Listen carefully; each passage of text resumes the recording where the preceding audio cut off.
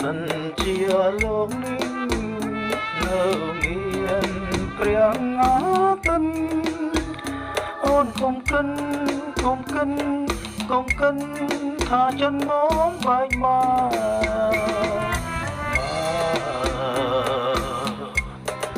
សិនជាលោកនេះនៅតែមានដួងខើសូមមានស្នេហ៍អូនកុំអស់សងខឹមថ្នាក់ធ្នមក្តីស្នេហា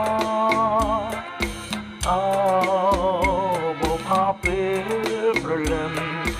រីស្រស់ញញឹមប្រព្រំដោយសន្សាមរាត្រីតា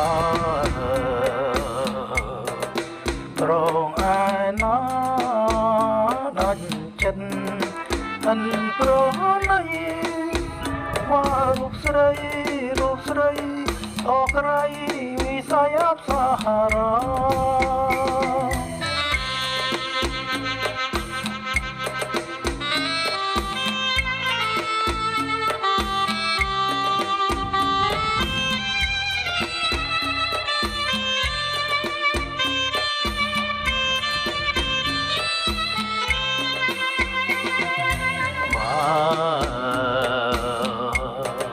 សិនជា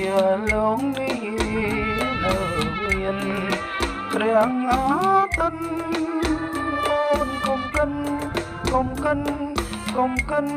ថាចិនមកបែកមក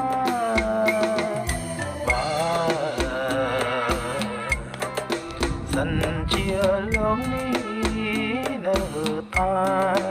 មានដួងខើសូមមានស្នេហ៍អូនកុំអស់សងខឹម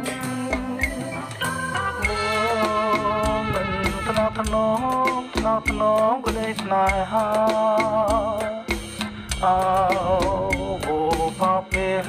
ព្រលឹមរីស្រស់ញញឹមប្រព្រំដោយសន្សាមរាត្រី